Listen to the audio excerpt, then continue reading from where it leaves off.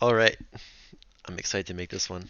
This one's all about the gym and my personal gym routine, alongside the millions of others on YouTube. Here's another one. Okay, so in this one, I have a bunch of notes I wrote down for this one. I'm gonna just go over the actual gym routine itself, right? So what I actually do in the gym. Um, I'm also go over some supplements such as creatine and protein, and I think everything else is useless. You know. I also want to go over friends at the gym, like making friends or gym bros, as they say, and some music and how to hype yourself up at the gym. So let's get started. I'm not ready for this whatsoever, and I'm going to attempt to do this in one take. So let's go, shall we? Okay, so I guess let's start off with what I actually do in the gym, right? So there's in the gym when I go to the gym, we have something called gym splits, right? And what that means is how do you set up your workout routine? Like what do you actually do? What muscles do you train? And stuff like that on certain days. What I typically do is I do this might be the most popular one, right? Push pull legs is probably the most popular one, I assume. And as the name suggests, I do push muscles on one day, so chest, tricep, shoulder esque area. I do pull muscles on the next day, so the entirety of your back plus your biceps and legs, legs, leg training, so quads, your hammies, your calves, and also do throw in forearms in there too. But I'll get to that later. So let's start, shall we? Actually, before I start that, I do want to say that push pull legs, even though it's common, there's also a variety of other splits. So people do like the bro split. Um, yeah, that's all I know really. I mean, to be fair, you can honestly make your own split if you really want to, like to obtain your goals. If you're training for aesthetics, if you're training for strength, powerlifting, etc., etc. I train for hypertrophy, so I have hypertrophy stuff here. So, let's get into the workout. So, the way I typically do it is I do push pull legs, but I don't do it 3 days a week. I try to do it 5 to 6 days a week. So typically people do Monday, Wednesday, Friday, like push Monday, pull Wednesday, legs Friday, right? It's cool and all, you'll build muscle. But if you want to accelerate growth, I do, for example, push pull legs Monday, Tuesday, Wednesday, and then rest Thursday, and I do push pull legs again on Friday, Saturday, and Sunday, right? Now, if that's too much for you, you can do push pull legs and then rest Wednesday, Thursday, and then repeat. I'm sorry, Thursday, Friday, and then repeat Saturday, Sunday, Monday. I'm fucking losing my brain here. But you can either rest 2 days or rest one day, whichever one is better for you, and whichever one allows you to recover better. I tried the 1 day rest. It's kind of hard actually. Sometimes like I do like 1 day rest for like 2 3 weeks, and then I do like a 2 day rest because I need to like chill for a little bit. Now, what did I want to mention? Oh, that's right. With this type of routine, if you do push pull legs rest, push pull legs, or push pull legs rest rest, push pull legs, your schedule often rotates throughout the week. So what I mean is, if you do push pull legs Monday, Tuesday, Wednesday, and you rest Thursday, then you do push pull legs Friday, Saturday, Sunday. You rest Monday, and the push pull legs resets on Tuesday instead of Monday, right? So you have like a rotating schedule of sorts. That's also true if you rest 2 days too. If you rest 2 days, that means your push pull leg starts on Wednesday instead of Monday. Anyways, so enough jibber jabber. On to the workouts. So push day. Now, with all these exercises, I've researched multiple different YouTubers. So like Alex Eubank, Athlete X, Jeremy Ethier, whatever the fuck his last name is, no offense. Sean Nala, I forgot his last name too. Whatever his last name is, I'm so sorry, guys. And the one I've come up with for myself for hypertrophy training is this. So on push days, we have first off the first ever exercise. I got really close there. First ever exercise, incline bench. Right. So I do the incline bench. I do 3 sets of 10 to 12 reps. Right. And the reason I do the incline bench versus a flat bench is because I train for aesthetic purposes, right? So aesthetic muscles are upper chest, your lateral shoulders, so side delts, so upper chest, lateral shoulders. People say traps, sure, traps, but I don't really do trap exercises. Arms, so you're mainly your like bicep focused, but arms in general, so tricep and bicep and forearms. That's the most important part. Quads, in essence, not really quads, but I feel like they complete the look, you know. Calves are also important too, and your abs. Abs is like I put abs at last, but I say abs too. So upper chest is important, right? Upper chest, shoulders, it gives you like that big, wide appearance. So I do the incline bench, 3 sets, 10 to 12 reps, and the angle I put the bench at is about 30 to 45 degrees. I'll put a picture up here and you guys will see what I'm talking about. So I keep it right about like you see flat and 90 degrees. I keep it about halfway ish. I'm pretty sure I have a picture. I'll pull up a picture and show you guys what the 45-degree ish angle looks like. You gotta test it out and see what's right for your body. I typically do like around 40, 45 degrees because my arms are longer, so I can get more of a contraction when I come down. But you can do 30 degrees. It all depends. After that, incline bench, 3 sets, 10 to 12 reps. I do the cable lateral raises. And I do this over dumbbells primarily because I feel a better stretch with cables. I prefer the cables. Let's see, for the cables, I do, again, 3 sets. But this time I do 15 to 20 reps. So 20 reps being my max, 15 being my lowest. Now, after I do 3 sets of those 15 to 20 reps, I do what I call a dumbbell burnout, where I start with dumbbells. I choose about 5 dumbbell weights. So say for example I start at 15 pounds as my max. I do 15-pound dumbbells, 10 reps. Then I do 12 and a half, 10 reps, 10 pounds, 10 reps again, 7.5 pounds, and then 5 pounds. And I work my way down doing 10 reps, and oh moly, I cannot lift my arms up after that. Uh, it's I like it because I feel like I'm actually working my shoulders. And with cables and dumbbells, you get different stretches at different points in the workout. So with cables, I do feel a stretch at the bottom as well because the cable's tugging on me. But with dumbbells, I don't feel at the bottom because the gravity's pulling straight down, right? So I do both to like get my shoulders working within the entire spectrum of like if I'm lifting my shoulder up and down, I get the entire workout throughout the entire range of motion. Now what you can do here is, what I used to do is, I used to do cable lateral raises one week purely.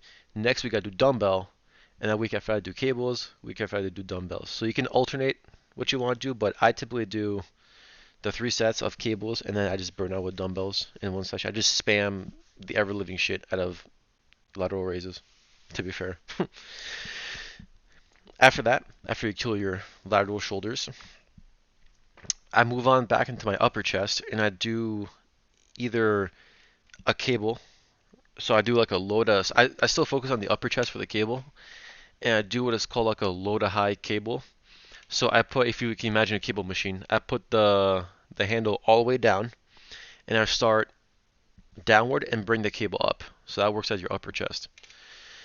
Or if you want to do the pec deck machine, which is the one that's like it's like a pec fly, but you're sitting down instead of like lying down on a bench. I actually do really like the pec deck machine. It's not really for your upper chest, it's for more of your mid chest. But I get a fantastic contraction with that, and I enjoy that. Actually, I tend to enjoy the pec deck more than the cables for my chest.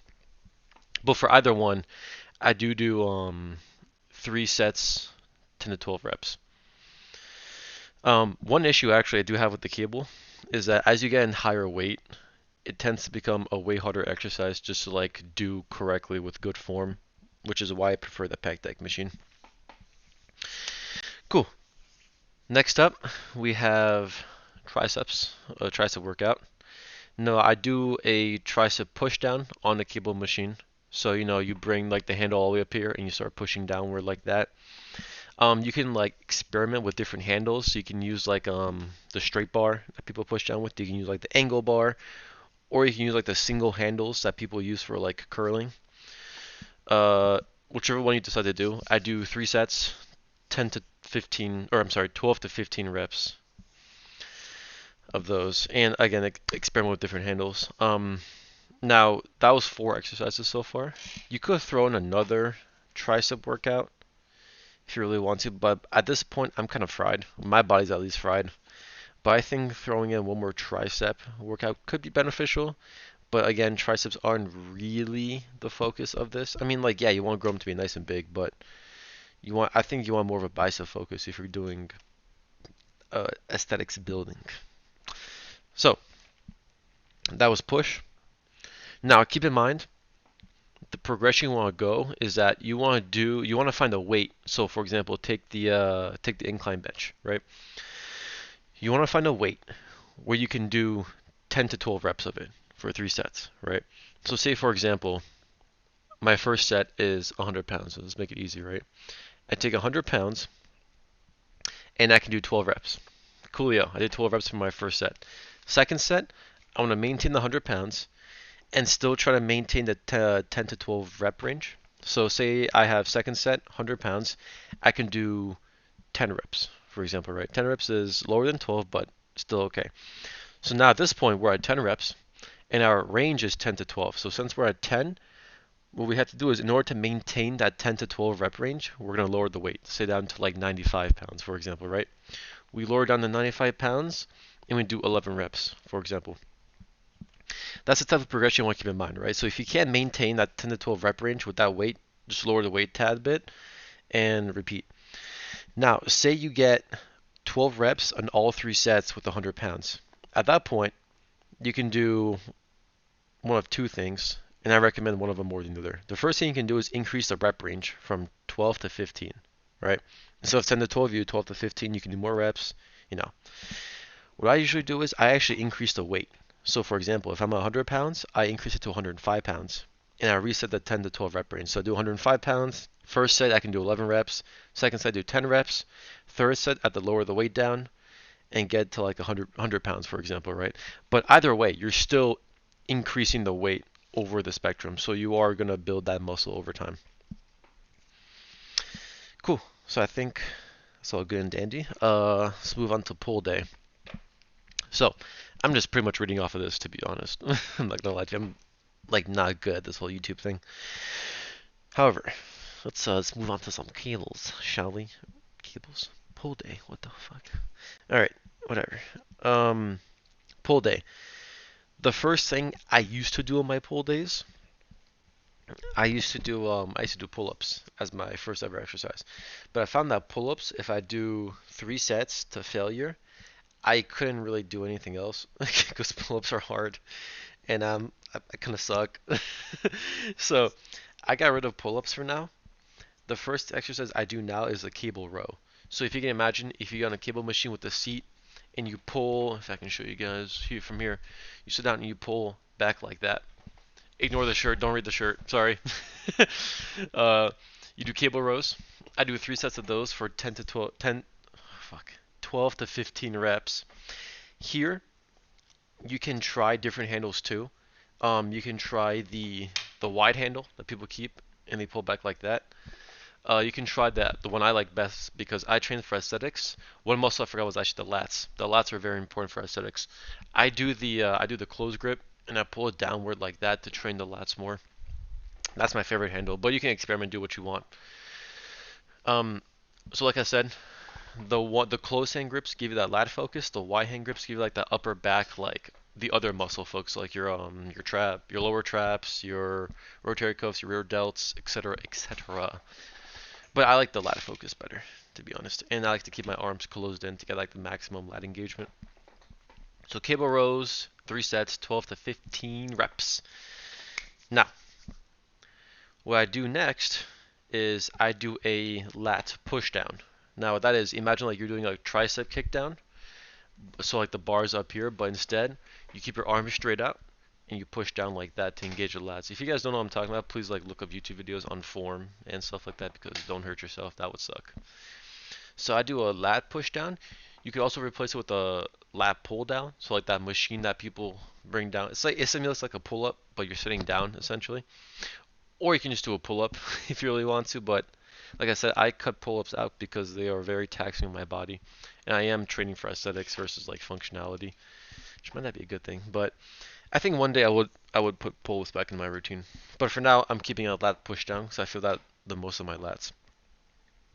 So for either one, so for lat push down or pull down, I do 3 sets, 10 to 12 reps. Experiment with the different handles. You have like the rope handle, the straight bar, the angle bar. You gotta experiment. I like the rope personally the best. So like I hold my hands out like this instead of like this, and I push down like that. That feels the best for me. But try out different things. Um, Up next, so we have cable row. So we have horizontal rowing. We have the lat push down, which is like the vertical. Now, this is typically where I stop for my back because at this point my lats and my entire back is like not like essentially fried. So I move on to biceps because I do want to grow my biceps more. That is part of my goal. So first thing I do is something called the behind back curl. So if you guys envision, if you're on the cable curling or if you're on a cable machine, you have the cable machine where there's like two handles on each side. What I do is, or if you can envision, actually this might be better. Imagine you're on a bench or on the seat, right? The seat is 90 degrees, right? What you can do is you can make the seat be about like 80 degrees, just about like a slight incline. And what you do is you grab two dumbbells and you sit on the seat to a point where like you're leaning back slightly and your arms are behind you. And you do curls like that. That for me engages my biceps better, but I do that with a cable machine instead because I like the cables better. Now you can do either cables or dumbbells. I found cables work better for me, but you can try dumbbells. I do 3 sets of 10 to 12 reps for those. And I really focus on engaging my biceps and getting that contraction in because that would absolutely destroy anyone's biceps. So after the first bicep workout, I then actually move on to abs and I give my biceps a break. So this one is going to be a little hard to explain. What I do is on the ab machine, I go to a cable machine actually, and I take the rope attachment and I put the handle all the way up, max point. Put the rope on, and what I do is I actually hold it up because I'm pretty tall. I hold up the cables and I get on my knees, right? Like I'm about like suck some dick or some shit, right? So I hold the cable and I curl my abs inward while on my knees. And that's what I do for my ab workout. Now there are ab machines that you can use. If you want to use them, go ahead. But I like this one better because I don't know, it just works better for me, I guess. And I do 3 sets of 12 to 15 reps of those. Now you can experiment with like the grip handle like this, but I like the rope handle like that. It just feels better for me. Although that exercise in general just does not feel good, like on my like arms. But whatever. So after abs, second to last workout, we focus on a variation of this curl that I actually learned from my physical therapist. So I'm gonna name it after him. I call it the Joel curl. God bless you, Joel. But this one's a little interesting. So he actually learned it from some like guy, and what he does is he takes two dumbbells, right? So you take a pair of dumbbells and you're doing a bicep curl, like normal bicep curl, except instead of like at the sides, he brings a dumbbells like on his sides, and he angles himself forward, and he does curls like that. And I guess it just makes like the stretch on the bicep greater, I suppose. But for this exercise, the whole purpose of it is like an anabolic overload type thing. So you would do 3 sets of 15, right? But here's the trick to it. You do 3 sets of 15, but you do 10 reps first, you stop, you do a 10-second hold with the bicep. Let me show you guys. So if you're doing the curls, right, you do 10 of these, and at rep 10, you hold it like that for 10 seconds. So you do a hold at 10 reps, and then after 10 seconds, you drop it and you do another 5 reps on top of that. So 15 reps total with a 10-second hold at rep 10. Now for this, the first set, you pick a way that you can do 15 reps with a 10-second hold. And once you put the dumbbells down, you either don't rest or you rest for like 20 seconds. Like you don't rest for very long, if at all. So you want to do 3 sets of those with like little to no resting, and that, oh my god, that shit fucking sucks, dog. So yeah, that's for the pull day, and that's all I got for that actually. So let's move on to the legs. I fucking hate leg day. So legs, it's fucking worst thing known to humanity. The first thing I do for legs is I actually do my calves, right? Because I am trained for aesthetic purposes, so I do train calves, which is more visible than your quads, right? So I do calves first. I do 3 sets of 15 to 20 reps on the calves, and what I do is I get on the Smith machine and easy, go like you're about to do a squat, but I just like do calf raises. You know, you can do it anywhere. You can do it on the side of your stairs. You can like stay on the ground and do like half calf raises. But I do it with a Smith machine because I can get weight. For this, you want to focus on the contraction. You want to squeeze those calves so you can, get the maximum pain and suffering out of them. After calves, 3 sets of 15 to 20 calf raises. I do the leg extension machine. So the leg extension machine is the one where you sit down, and if you can envision it, my legs go like this. That's a fucking horrible example, but whatever. I do leg extensions. I do 3 sets of 10 to 12 because I'm a little pussy. But the way I started progressing this recently is that I do 3 sets of 10 to 15 because like I want to stop being a little bitch in legs. Or if you want to do 12 to 15 to make it a little bit harder. But yeah, I'm a little bitch when it comes to legs. I'll show you guys actually. I'll pop up a picture right here. I have this picture of me looking pretty good, but my legs look kind of small. But please don't roast me for that. But I'll pop up a picture somewhere. Now, one thing I used to do actually, I used to do 4 sets of 10 to 12, but I started incorporating other leg exercises too in my leg day. So I scaled it back to 3 sets of leg extensions, 10 to 12, or 10 to 15, or 12 to 15, whichever one you really want. Now, after I do that, I do on the leg extension machine, because leg extensions use 2 legs, or your legs.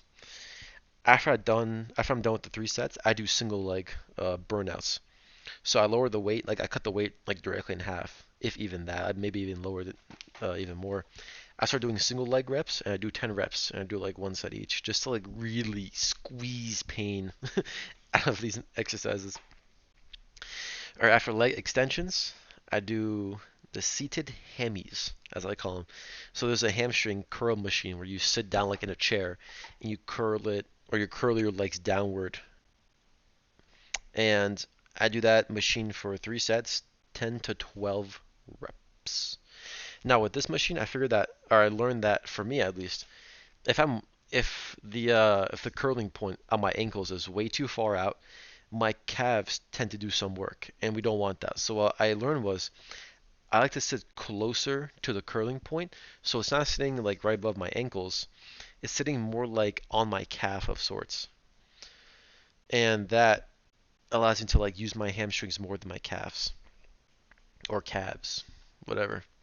So instead of them being like on your ankle, the curling point where like the part where you push down should be more inward towards your calf, and that tends to work for me better. But again, you should try whatever works best for you.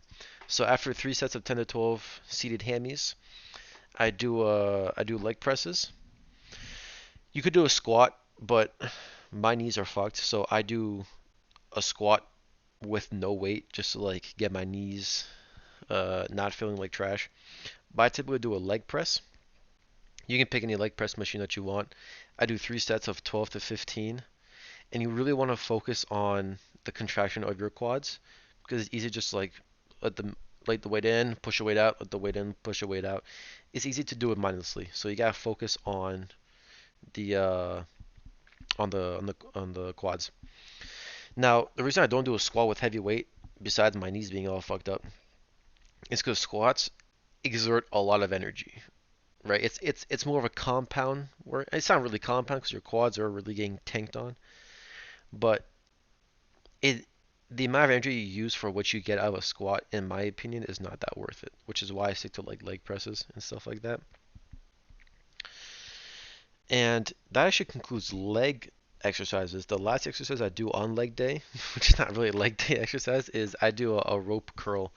So I get a cable machine, I attach rope attachment, and I start doing curls for forearms. And the reason I don't do this on pull day, where my biceps are, is because my biceps are so fried, and I cannot do rope curls for my life.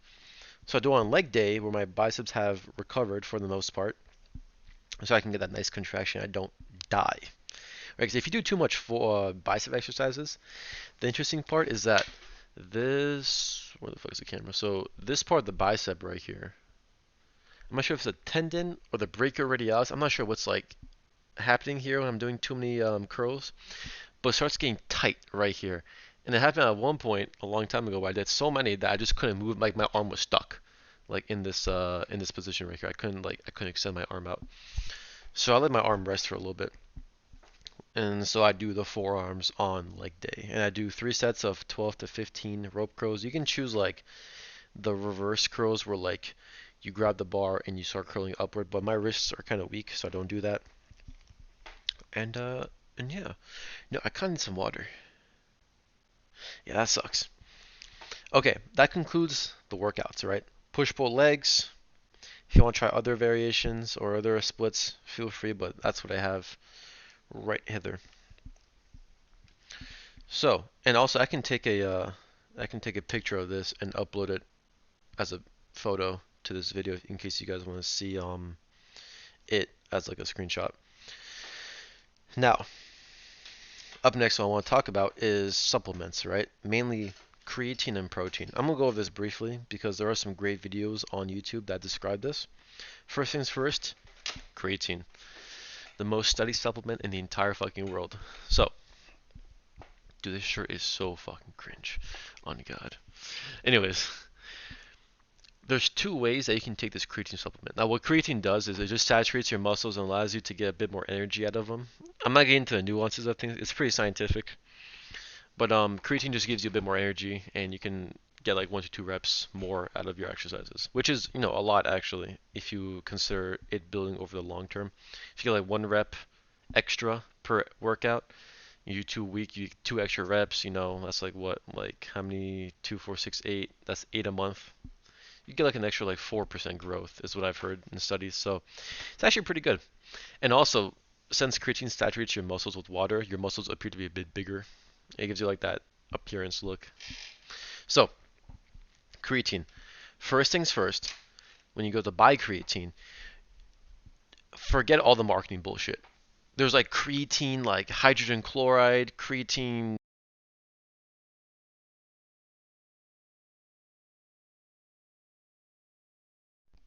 My mic just died. That's so tragic. Anyways, as I was saying, there's like creatine, hydrogen chloride, creatine. I don't fucking know. Like so many creatines out there. The most studied one is creatine monohydrate. Now they've all the creatine like variations have been shown to do like the exact same thing, except like creatine hydrogen chloride, creatine I don't fucking know. They cost more than creatine monohydrate, which is like the base. Like that's the one everyone goes for. So you want to get creatine monohydrate because that's the cheapest one and it's still just as effective, if not more effective than other variants. And you want to make sure it's pure creatine monohydrate when you buy a container. If you look on the back, some of them have like beta alanine in them, pre-workout. Like I don't know why. Just get normal creatine monohydrate, dude. Now the way you can tell that it's pure creatine is if you look on the back with the ingredients.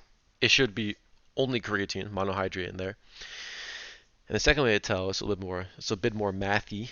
Look at the weight of the container. So if you look on the front, it says like net weight. Let's say it's like 300 grams. They put in grams usually, so 300 grams. Now, it tells you how many servings there are per container. Say it's like for me, for example, my container upstairs has 300 grams and it's 60 servings, right? If you do 300 divided by 60, you get 5. So each serving should be 5 grams of creatine monohydrate. If you look on the back, it tells you each serving just creatine monohydrate, so you can tell it's pure creatine. Now, after you buy your pure creatine, you can do two things. So the way you take it, there's this video by Jeremy If you're, I have no clue how to pronounce your last name, dude. I'm so sorry. Please don't hate me. He made a great video on this, laying out how you can take your creatine. The first way you can take it is you can take 5 grams a day, consistently 5 grams a day for about 3 to 4 weeks. And around 3 to 4 weeks, depending on the person, your muscles start to saturate with creatine and therefore with water, and that's when you can start noticing the effects of creatine taking place. If you want it to be fast, if you want to get the results faster, you can do something called a loading phase, where you take 20 grams of creatine a day, which is a lot. 20 grams a day for a week straight. Now, this divvies up into 4 sections of 5 grams. So, for example, if you wake up, you can take one at like 9 a.m., take one at 12 p.m., 3 p.m., and 6 p.m. 5 grams at those times, so that's 20 grams. Do that for a week. Now, you do get results faster. I did that personally, and yes, I did get results pretty quickly. But you do, for me at least, I got like stomach discomfort. Like my tummy kind of hurt a little bit after taking like a boatload of creatine a day. But if you want to get results faster, that's the way to do it. Now, it's important to note that creatine does not work for everybody. Some people don't even see the effects of creatine. I'm pretty sure I do, although it might be a placebo. I don't know. But I do take creatine because I believe that it helps me out. I think it does. Because I do see like 1 to 2. I see like a couple of rep increase on my workouts, right? But again, for details, watch Jeremy's video on creatine. Now, protein. This part's important because this is how you build muscle. Creatine is not really necessary as a supplement. If you want, you can take it if you want to take it, but whatever. Protein as a supplement is also not necessary, but I deem it more necessary than creatine, if you get what I'm saying.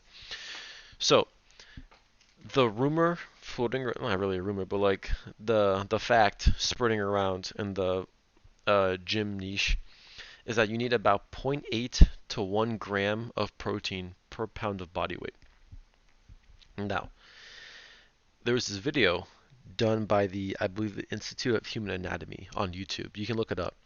They talk about like the actual science behind protein intake, protein consumption, and like how your body uses it to build muscle. This zero point 0.8 to 1 gram isn't entirely true, but it is actually very close to the scientifically studied method. I forgot, it was like, I think it was zero point 0.7 grams per kilogram of body weight, something like that. It was actually kind of close to like what people have like estimated to be about zero point 0.8 to 1. So for all intents and purposes, it's zero point 0.8 to 1 gram of protein per pound of body weight. So if you weigh 150 pounds, you need at most 150 grams of protein, or about like 130 grams of protein, right? It all depends. But I will watch that video by the Institute of Human Anatomy on protein consumption because they give a lot of good tidbits of information on there. So that's that on creatine and protein. Now you can take protein supplements if you want, like protein powder. I take that personally because one, it's quick to use if you want to make smoothies. For example, I make a lot of smoothies with protein powder, and it's quick to make and drink. So typically have that. It's also great if you're on the go. You got to go to work or something. Great to make a quick smoothie with lots of protein in it. Um, you can try protein. There's like protein like yogurts have like there's some yogurts that have like extra protein in them. You can take. There's a lot of snacks you can get for protein. But like I said before, 0.8 to 1 gram of protein per pound of body weight is ideal-ish, right? So, my second to last topic. Friends at the gym, or as I say, familiar faces. So, when you first hit the gym, you're going to know nobody, right? Because you're a new face at the gym. It is important to start making, they're not necessarily friends, like acquaintances at the gym. Because once you have acquaintances at the gym, you go to the gym, you feel more confident because you know people there, right? So some notes I wrote down here, right? Socializing at the gym. If you can, talk to people when you get there. Like say hi to people at the front desk. You can, for example, like initiate conversation. If someone's like doing something, or if at the water fountain, be like, oh hey, like what's up? you can start like a quick conversation with somebody, right? But the most important thing you can do is say hi to people at the front desk, right? Because they run the gym, they chill there, they're working there, so you can be at least respectful to them, right? That's a great way to like initiate. You can even like initiate conversations with them, right? So at my gym's pretty tight knit. It's like a small gym. So the people at the front desk have their own office. They can like go in and talk to them. So you can do stuff like that, but at least say hi, right? It can't hurt to say hi. Um, like I said, you can initiate conversations with front deskers or with anyone in general. If you're on the same machine, you can be like, hey, how many sets do you have left? Or if you're at the water fountain, be like, hey, nice meeting you, whatever. Locker room, say hi to someone in the locker room. Now, if you're more advanced in the gym, so for example, me, like not to flex, but or not to brag, but I've been in the gym for about a year and a few months, so I know my way around the gym a little bit. If you see like a beginner struggling at the gym with like a workout, say like a lap, I see this actually quite commonly, the lap pull down machine, people like just cannot seem to get the form down right, right? So if you spot someone doing something incorrectly that could potentially hurt them, please like let them know. Like they may not like it and maybe like a dick ass thing to do, but I personally go out and like try to give some like pointers on how to do like an exercise correctly. And that's one way you can socialize. Then my next point is that gym bros make being at the gym easier. And what I mean is if you know like a bunch of guys at the gym who are into lifting, they're into like the whole bodybuilding self-improvement type thing, being acquaintances with them or being friends makes the gym easier because you go in, you can like dab them up, say yo, what's good, homie? Say hi, like conversate with them. It makes you feel more confident. It puts you in a social flow. In case you wanna, talk to a girl at the gym, like you're in that social flow, it makes it easier to talk to women, that kind of thing. But even if you don't go to the gym for women, which you shouldn't, by the way, just go there to work out and do your thing. But if there happens to be a cute girl there, you know, being in the social flow ain't a bad thing. But I say gym bros, like for example, with gym bros, you can get a quick workout in with them. You can learn new exercises. You can learn new ways to do the same exercise. Like I learned from one of my friends. I put a picture up here actually. We took a picture together at the gym. He showed me like a new way of doing a cable side lateral raise. And the way it was is that actually I'll put a picture up here too. I have a picture of this. Instead of doing the cable raise with the handle all the way at the bottom, you do it with the handle at your side and you do a raise like that. It makes it 10 times easier. I'll throw some pictures up here and show you guys what I'm talking about. But gym bros make the gym much more enjoyable, much more fun. You feel more confident. You push harder, stuff like that. And it makes it easier to talk to women. But yeah, it's important to meet familiar faces at the gym. I think that's pretty important. Uh, Last but not least, my final point is music and playing what hypes you up at the gym. So for me, I listen to like metal, punk ish, heavy metal at the gym because it hypes me up and gets me to push harder. Excuse me. So for me, for example, one band or a couple bands that I started listening to at the gym. Now keep in mind before I started listening to like this kind of stuff at the gym, I was more like a rap, blues type person. But now I kind of like I kind of like metal actually. It's actually kind of cool. One couple bands I like is Slaughter to Prevail. They have some very good music for like hype, like Bratva or Demolisher. They have some very good songs. It's great, great hype music. I'm telling you. Another band, Disturbed. Down with the Sickness, Decadence, Stricken. Great songs for hype. One band I just recently discovered, like last week, was Five Finger Death Punch, and one of their songs was "I Apologize." And I think, what the fuck was that song called? Like Heil and Jekyll? I don't even fucking know to be honest. But these bands are fantastic. Also, video game music, like like Black Ops, like Call of Duty Black Ops 2 music. It is a little cringe, but it's actually kind of good hype. Not gonna lie. You can listen to like Adrenaline, which is I think like the fuck what was it? It's like the main menu theme to Black Ops 2. Or this is one song that if you guys ever play Black Ops 2, on the map I believe it's Plaza. There's like the club area, and there's a song that plays. I listen to that song as like hype. It's kind of funny. Don't roast me, please. Also, I pause my game to be here. Anyways, so that's what I listen to. You don't have to listen to music at the gym. People do listen to like podcasts, for example, educational podcasts to get some like like kill two birds with one stone type thing, work out and get some like education in. Um, you can play podcasts, motivational music, or motivational videos like David Goggins, for example, Jocko Williams. I forgot his last name too. Man, I'm so bad with fucking last names. Whatever. Um, when you start listening to like podcasts, motivational videos, metal, heavy metal, punk, whatever, you associate that music with working out. So whenever you play that music, it gets you in the mood. You know what I'm saying? So for example, if I'm like on the way to the gym, driving to the gym, and I'm playing, say like Slaughter to Prevail, right? That's a gym song. I associate that song with the gym. And so that puts me in the mood to start working out, right? So it's like a pre-game esque type thing, right? Like I'm like my body's like more hype before the gym, so I walk in, I'm like more ready than before. And that's all I got actually. So like I said, I'm gonna take a picture of this, the whole gym routine in case you guys want a picture of that. I'll also throw the pictures up too if you guys want to see the other things. And I hope this actually helps you out as a if you're a beginner at the gym.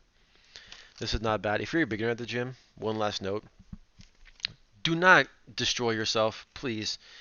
Make sure you do a warm up beforehand. Whatever you want, like you can run on the treadmill. You can do like very very light weightlifting, like 5, 10 pound dumbbells. Get your body moving. Stretches.